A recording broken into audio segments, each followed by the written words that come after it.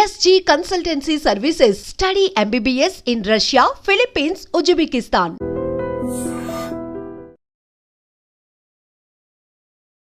నమస్కారం, welcome to I dream. ధర్మ మార్గం విత్ విజిత కార్యక్రమానికి స్వాగతం.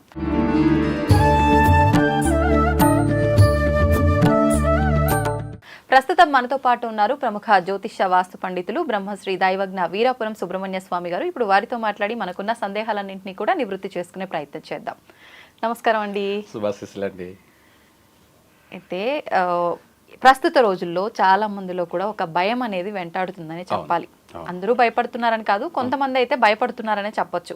ఏంటి అంటే ఇప్పుడు ప్రస్తుతం 2024 ఏదైతే ఉందో ఇదంతా కూడా చాలా కష్టకాలం అనేది గడుస్తూ వచ్చింది. ఆరోగ్య రీత్యా గానీ, ఆర్థికంగా గానీ రకరకాల సమస్యలు తలెత్తుతున్నాయి. వీటికి తోడు ప్రకృతి యొక్క విపత్తులు కూడా జరుగుతున్నాయి. దీనికి మించి 2025లో వచ్చే అవకాశం ఉంది అని చెప్పి చాలా మంది ప్రముఖులు చెప్పడం జరుగుతోంది. ఇదంతా నిజమేనా? జనాలు దీన్ని దృష్టిలో పెట్టుకొని భయపడాలా? దీనికి సంబంధించి జాగ్రత్తలు ఏమైనా తీసుకుంటే బయటపడొచ్చా? భయపడాల్సిన అవసరం లేదు, జాగ్రత్తగా ఉండడం మంచిది. ఎలా జాగ్రత్తగా అంటే ఆ విషయం చెప్తాను. మనకు మీరన్నది చాలా మంచి విషయమే.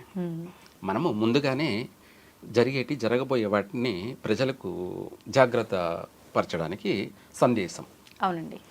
అయితే ఏమిటంటే ఈ సంవత్సరం శ్రీ క్రోధినామ సంవత్సరం అనేది కుజగ్రహం వచ్చేసి రాజు కావడం వల్ల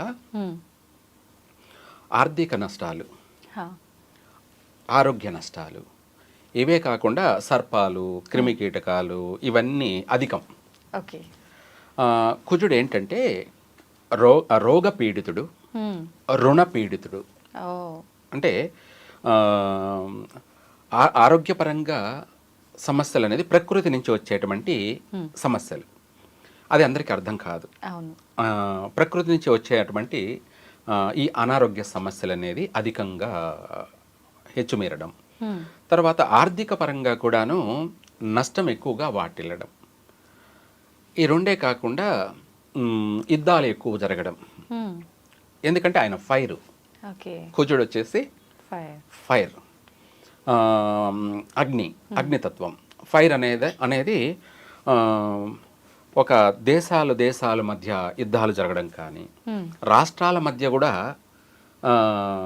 యుద్ధాలే అనుకోండి. కాకపోతే యుద్ధం జరగదు కానీ మాటల యుద్ధాలు. ఓకే, ప్రపంచ యుద్ధాల గురించి ఇప్పుడు చదువుకుంటున్నాం, చూడబోతున్నాం. అయితే ముందు మాటల యుద్ధాలు, రాష్ట్రాల మధ్య మాటల యుద్ధాలు, మనుషుల మధ్య కూడా మాటల యుద్ధాలు. ఓకే, అంటే నువ్వా నేనా ప్రత్యక్షంగా కానీ పరోక్షంగా కానీ మాటల యుద్ధాలు మాత్రమే తీవ్ర స్థాయిలోకి వెళ్ళిపోతుంటాయి. దానివల్ల అనేక నష్టాలు, అనేక అనర్థాలు ఇవన్నీ ప్రజలు చూస్తూ ఉంటారు. అది మూడో కన్ను. ఎవరేం చేస్తున్నారు, ఎవరేం మాట్లాడుతున్నారు, ఎవరు ఎలా ప్రవర్తిస్తున్నారు అనేది ప్రకృతి మొత్తం చూస్తూనే ఉంటుంది. అయితే ఇదంతా ప్రేరేపణకి కారణం ఏంటంటే కుజుడు రాజు కావడం వల్ల. ఇదొకటి. ఇదే కాకుండా నెక్స్ట్ ఇయర్ అంటే జనవరి నుంచి అనుకోండి, మనకు తెలుగు ప్రకారంగా ఉగాది నుంచి, అవునండి, ఇంగ్లీష్ ప్రకారంగా మన ఆంగ్ల సంవత్సర ప్రకారం జనవరి నుంచి. అవును. ఇలా తీసుకుంటే ప్రస్తుతానికి విపత్తులు అనే విషయానికి వచ్చేటప్పటికి ఈ కుజుడు ఇందాక చెప్పుకున్నాం కదా, ఫైర్ అని. అవునండి. ఈయన కారణంగా గ్రహ యొక్క ఆకర్షణ, మనిషికి ఎలా చూపులు ఆకర్షణ అనేది జరుగుతుందో అలా ఆ గ్రహానికి, భూమికి ఆకర్షణ శక్తి అనేది కలుగుతుంది. తద్వారా ఏర్పడేటువంటి సమస్యలే భూకంపాలు కానీ, అలాగే సునామీలు కానీ. భూకంపం ఏర్పడేదానికి కారణం ఏంటంటే మనిషి సైన్స్ ప్రకారంగా ఆలోచన, థింకింగ్. అంటే సృష్టి అనేది కుజగ్రహం ప్రభావంగా వచ్చేటువంటి భూకంపము, సునామీ అనేది రీజన్. మనం కనిపెట్టేది, మనం క్రియేట్ చేసి చెప్పేది ఏంటంటే భూమి లోపల డెప్త్ అంటే లోతులో ఒక 100 అడుగులు అనుకోవచ్చు, లేదంటే 1 కిలోమీటర్ అనుకోవచ్చు. సపోజ్ కింద రాళ్ళు ఉంటాయి, పెద్ద పెద్ద రాళ్ళు ఉంటాయి. అవేంటంటే గ్రహ ఆకర్షణ వల్ల, గ్రహ ఆకర్షణ అంటే సూర్యుడు అనుకోండి, సూర్యుని యొక్క వేడికి పగలితే, రాత్రి చంద్రుని యొక్క చల్లదనానికి కూలైతే, ఈ రెండు హీటు మళ్ళీ తర్వాత కూలు. అవును. అయితే ఏమవుతుందంటే గ్యాస్ ఫామ్ అవుతుంది భూమిలో. ఓకే. గ్యాస్ ఫామ్ అయిపోయేసి ఆ వేడికి ఆ ఉష్ణానికి రాళ్ళు పగులుతాయి. రాళ్ళు పగిలినప్పుడు ఆ రాళ్ళు పగిలినప్పుడు ఏమవుతుందంటే భూమి చీలకపోతుంది, అంటే పాయలు పాయలుగా చీలిపోతుంది. ఆ చీలిపోయినప్పుడే అది భూకంపం. ఓకే. అలాంటివి జరగబోతున్నాయి అయితే ఆల్రెడీ జరుగుతున్నాయి, జరగబోతుంటాయి ఎప్పుడు కూడా. ఇవి వచ్చేసి కుజ ఆకర్షణ వల్ల, సూర్యుడు చంద్రుడి యొక్క ఆకర్షణ శక్తి ప్రభావం వల్లనే ఇవి జరుగుతుంటాయి. అలా పగిలి నెరలు చీలేదాన్ని భూకంపంగా నమోదవుతుంది. ఎందుకు మనము మీరే కనుక్కోవచ్చు ఆడవాళ్ళు. డీప్ ఫ్రిడ్జ్లో ఒక స్టీల్ గిన్నెలో నీళ్లు పెట్టేసి డీప్ ఫ్రిడ్జ్లో పెట్టేసి దాన్ని హై చేయండి. గడ్డ కట్టిపోయిన తర్వాత మనం చూసుకోకుండా ఉంటే ఇంకా కొద్దిసేపటి తర్వాత ఆ స్టీల్ అనేది చిట్లిపోతుంది. ఏమిటి చిట్లిపోతుంది, పగిలిపోతుంది. ఉన్న పరిమాణానికన్నా ఇంకొంచెం పెద్దగా కనిపిస్తుంది ఫస్ట్ అయితే చూడడానికి. మన ఇంట్లోనే ఒక ఫ్రిడ్జ్లోనే మనము ఒక స్టీల్ గిన్నెలో నీళ్లు పెట్టి హైలో అంటే ఎక్కువగా మనము ఫ్రిడ్జ్ని టెంపరేచర్ పెట్టుకున్నామంటే దానికి ఇంత టైం కేటాయించిన తర్వాత ఇంకా ఒక గంట 2 గంటలు ఎక్స్ట్రా టైం ఇచ్చి చూసామంటే ఆల్రెడీ అది పగిలిపోయి ఉంటుంది. స్టీల్ గిన్నె ఏదైనా సరే పగిలిపోతుంది. ఒక ఫ్రిడ్జ్లోనే మనకు ఆ కూల్కి అది తట్టుకోలేక స్టీలే పగిలిపోయిందంటే ఇంకా భూమి చంద్రకిరణాల వల్ల, దాన్ని చండ కిరణాలు అంటారు. ఏమంటారు? ప్రచండ కిరణాలు అంటారు. అత్యంత కూల్ అన్నమాట. పగలంతా హీట్ అయిపోయింది, రాత్రి అయ్యేటప్పటికి కూల్ అయ్యేటప్పటికి తట్టుకోలేక ఆ రాళ్ళు పగిలి బయటికి రావడం జరుగుతుంటుంది. ఆ భూమి పొరలు చీలిపోవడం, దాని భూకంపం. ఇప్పుడు ఓన్లీ భూకంపాలైనా ఈ మధ్య కాలంలో మనం జల ప్రళయాలు కూడా చూసాం. ఇక్కడ మనకు భూమి అనేది మనకు కనిపిస్తుంది, మన నివాసం ఉన్న చోట చీలితే మనము కనుక్కోగలిగినాం. ఇవి సముద్ర గర్భంలో కూడా అలాగే జరుగుతాయి. సముద్ర గర్భంలో అలాగే జరుగుతాయి. అది జరగడానికి కారణం ఏంటంటే వీళ్ళ యొక్క స్థానాలు, వీళ్ళ గ్రహాలు ఉన్న స్థానాలు, వాళ్ళ కలయిక అనే దాన్ని బట్టి ఉంటుందన్నమాట. ఎప్పుడు జరుగుతాయంటే జరగవు. దాని ఎప్పుడు జరగాలో అప్పుడే ఆ గ్రహ ఆకర్షణ శక్తి వల్ల జరిగేటివి. ఆ సముద్రంలో కూడా ఇలా సంభవించడం వల్ల నీళ్లు పైకి ఉప్పొంగుతాయి. మీరు ఎగ్జాంపుల్గా ఏంటంటే ఒక టబ్బు తీసుకొని టబ్బులో నీళ్లు పెట్టేసి అందులో ఒక బంతి పెట్టేసి ఆ బంతిని నొక్కి ప్రెజర్ చేయండి. చేస్తే ఏమవుతుందంటే నీళ్లు పైకి ఉప్పొంగి వస్తాయి బంతి మీద నుంచి. ఆ టైప్లో సముద్రం అనేది నీళ్లు ఉప్పొంగి సునామీగా రావడం జరుగుతుంది. ఆ సునామీ ఏంటంటే ఎంతవరకైనా ఉండొచ్చు. దానివల్ల తీవ్ర నష్టాలు జరిగే అవకాశం ఉంది. ఇటువంటి ప్రభావం ఇప్పుడు ఈ నెలలో కూడా ఉంది. ఈ నెలలో అంటే డిసెంబర్లోనూ ఉంది, తర్వాత జనవరిలో కూడా ఉంది. ఏ ప్రాంతాల్లో అంటే ఏమైనా చెప్పొచ్చు అంటారా? మన భారతదేశంలో స్వల్పంగా నమోదయ్యే అవకాశం ఉంది. విదేశాలలో భారీ ప్రళయాలు సంభవించే అవకాశం అయితే ఉంది. మన ప్రాంతాల్లో చెప్పుకునేటప్పటికీ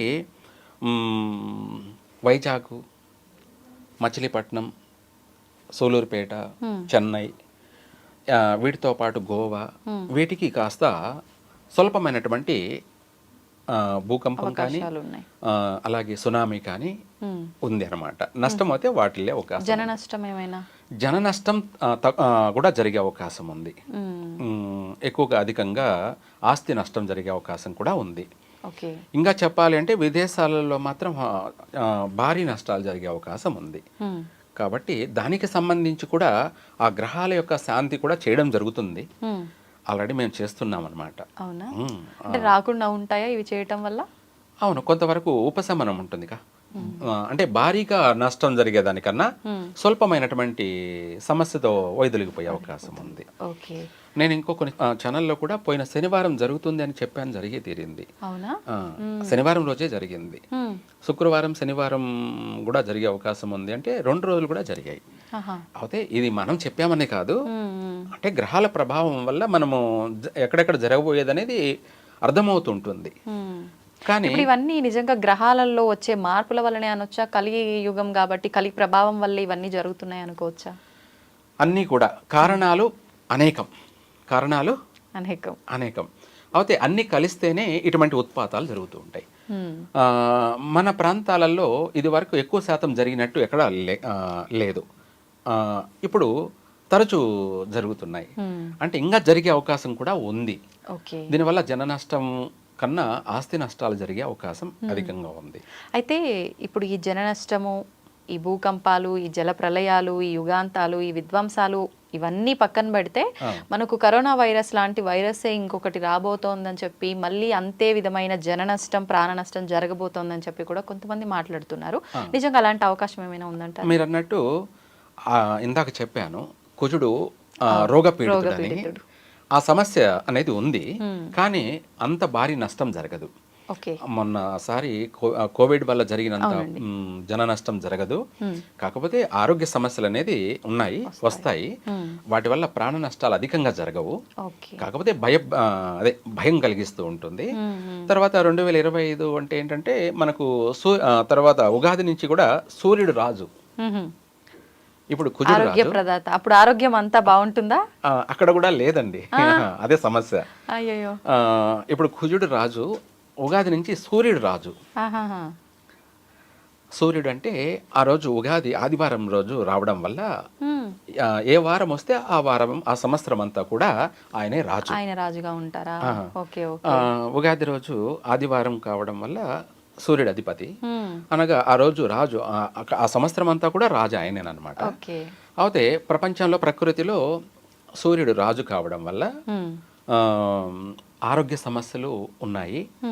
అంతేకాకుండా విపత్తులు కూడా అధికంగా ఉన్నాయి. వీటికంటే మించి యుద్ధ వాతావరణాలు కూడా ఉన్నాయి, అంటే దేశాల మధ్య. వీటితో పాటు ప్రజలలో, రాజకీయాల్లో ఎక్కువగా విపరీతమైనటువంటి భేదాభిప్రాయాలు రావడం జరుగుతుంది. అంటే ప్రతి ఒక్కరూ రాజకీయం స్టార్ట్ చేస్తారు. చిన్నపిల్లల కాడి నుంచి కూడా ప్రతి ఒక్కరూ రాజకీయం అనేది, అవగాహన అనేది విపరీతమైపోతుంది.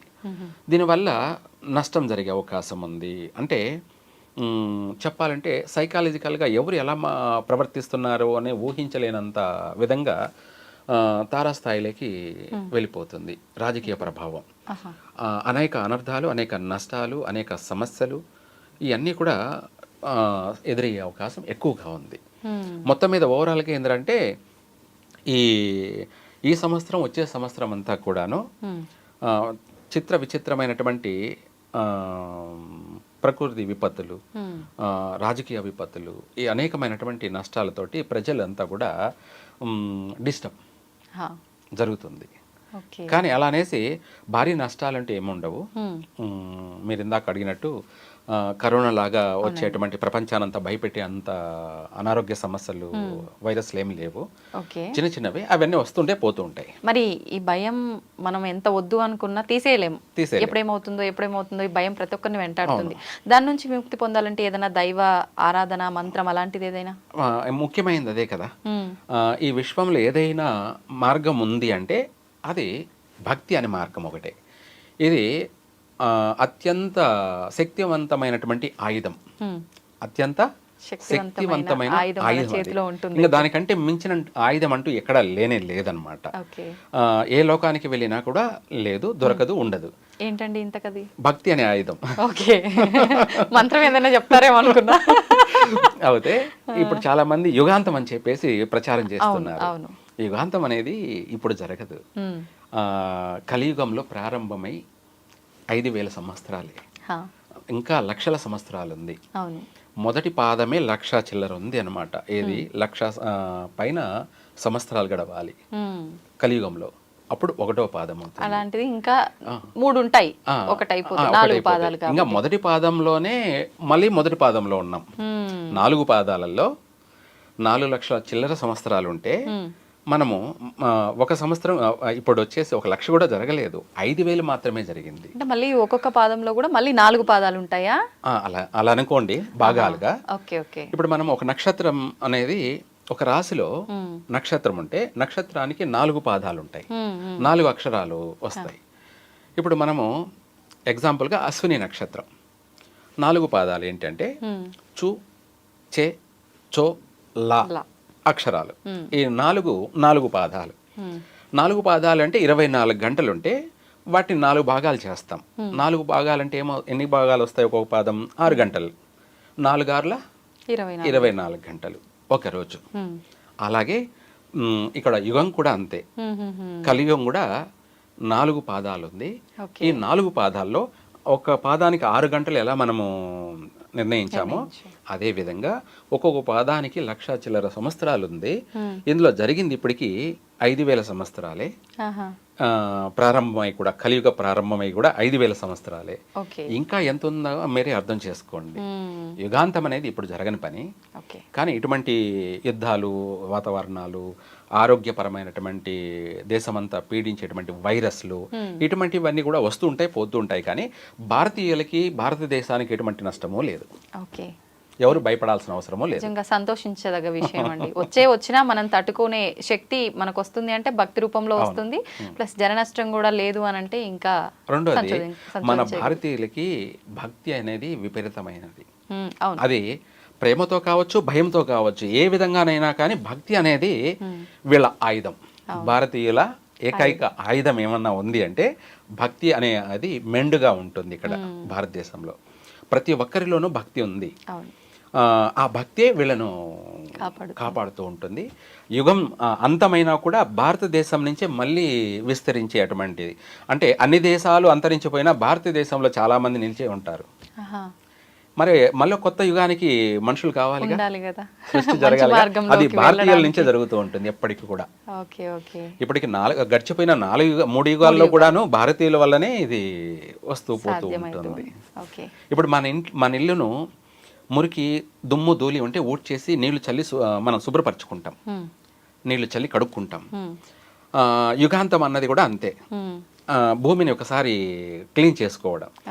ఆ క్లీన్ చేయడంలో ఏమవుతుందంటే చుట్టూ ఉన్నవన్నీ పోతావి. నడిబొడ్డు మూలమైంది భారతదేశం కాబట్టి ఈ భారతదేశంలో ఉన్నటువంటి ప్రజలు చాలా వరకు మిగిలే ఉంటారు. వాళ్ళ నుంచి మళ్ళీ సృష్టి ప్రారంభమవుతుంది. వాళ్ళ నుంచి విస్తరించి మళ్ళీ అనేక దేశాలుగా ఏర్పడుతూ ఉంటాయి. ఇప్పుడు నేను ఎగ్జాంపుల్, నేను ఎక్కడో పుట్టాను, ఇక్కడ వచ్చి ఉంటున్నానంటే అలాగే ఇంకెక్కడో వెళ్ళి జీవిస్తుంటాను. అలా నేను నా సంతతి అంతా కూడా పెరుగుతూ లక్షల సంవత్సరాలు గడిచేటప్పటికి ఎంతోమంది లక్షలాది జనాలుగా ఏర్పడుతుంటాం. అలా ఎవరెవరి జీవితానికి సంబంధించి అక్కడ రాష్ట్రాలు, దేశాలుగా ఉద్భవిస్తూ ఉంటుంది, తయారవుతుంటుంది. అంతే తప్ప ఇక్కడ అక్కడే పుట్టారు, అక్కడ ఉన్నారనేది ఏం లేదు. దీని అన్నిటికీ మూలమైంది, కేంద్రమైంది భారతదేశం. అందులోనూ తెలుగుదేశం. తెలుగుదేశం ఇదే మూలమైంది. నిజంగా చాలా మంచి మాట చెప్పారండి. ధన్యవాదాలు. శుభాశీస్సులండి.